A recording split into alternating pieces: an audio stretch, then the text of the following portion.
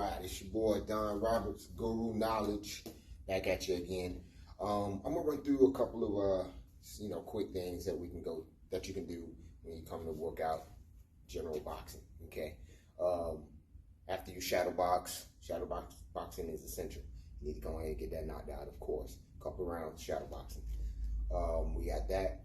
Now, once you get on the bag, sometimes you just go through the motion and just hit the bag, which is nothing wrong with that. You can go ahead and do your thing and do it and get a workout that way. But if you want to put a couple of systematic things into place, you can.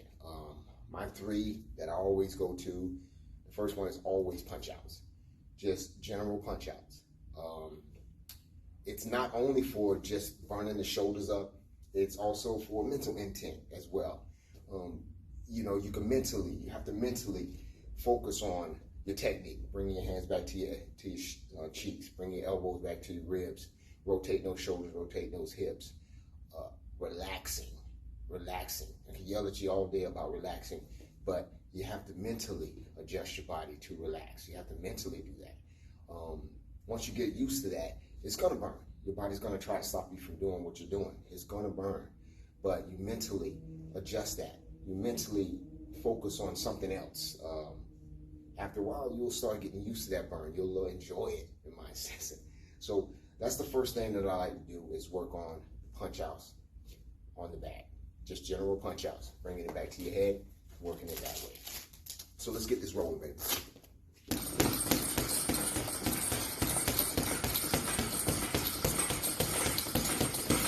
Okay, so that was the first round, punch outs. All right, I like for you to try to stay in your boxing stance, but sometimes you square up a little bit because of the rotation of the hips and things of that nature. Really, it's not for trying to stay in your boxing stance. It's for the burning of those shoulders, the rotating of the shoulders, the rotating of the hips, bringing those hands back to your head, bringing your elbows back to your ribs, keeping the punches above eye level, and concentrating on relaxation. That's what it's about. Okay, making your body go through that burn because it's gonna burn. Anyway, all right, so that's what that round is about. Try that. So now the second round, I like to do lead hand on. Whether you're orthodox, southpaw, doesn't matter. Lead hand only. Orthodox, left hand forward. Southpaw, right hand forward. Stay that way the whole time. All right, you're going to use only that hand. Now, the key to getting better, period, in my experience, is visualization.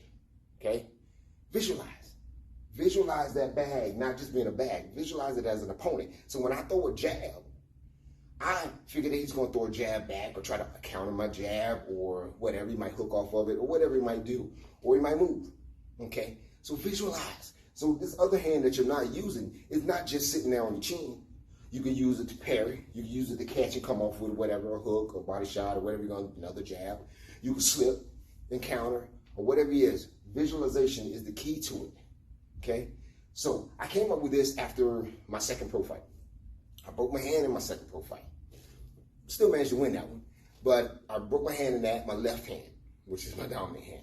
So I figured, what if that happens again? I need to be able, because I'm not going to stop. I got to keep going, and I want to win. So I need to be able to utilize just the other hand the whole time if I can't use that. So I figured lead hand only. All right, I do have rear hand only. You can also put that one in there as your third round. But lead hand only, let me show you how it's done.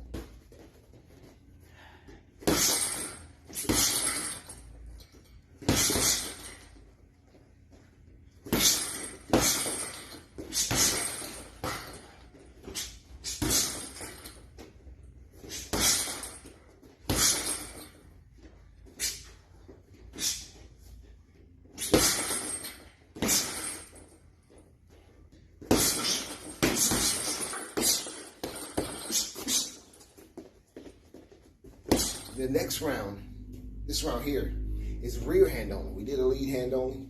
We could do a rear hand only. With my rear hand only, if it's coming from the back, okay, it has to be timed. You have to time your stuff. All right, if you got some good speed, that's cool. But you still got to time it. Timing is everything.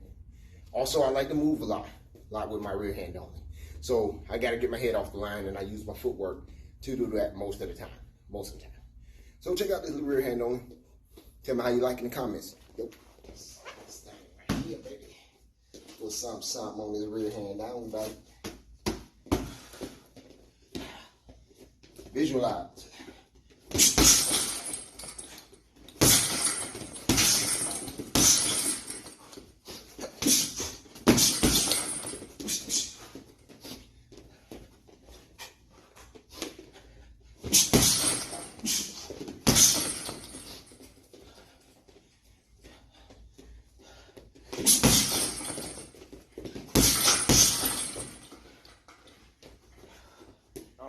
So this round, I like for conditioning purposes, physical and mental. I like this round.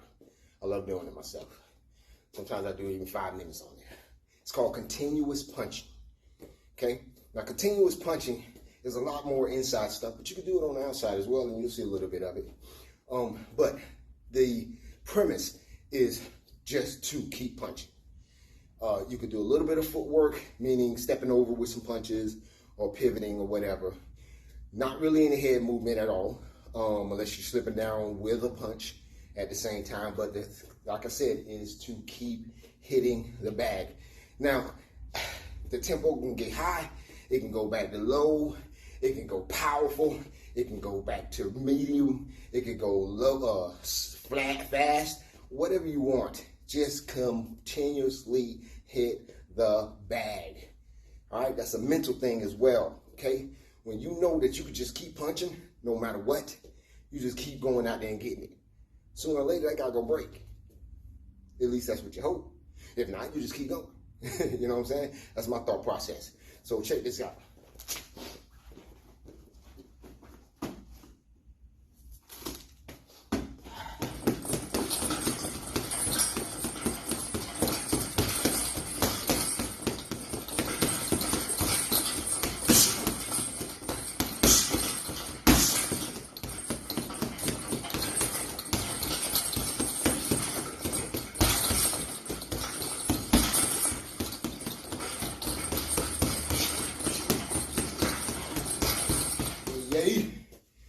That's what I'm talking about. I love that, bro. Continuous punching. That's what you want to get with. Get that mental intent. Get that mental toughness. That's what I call mental toughness. Get that work, baby.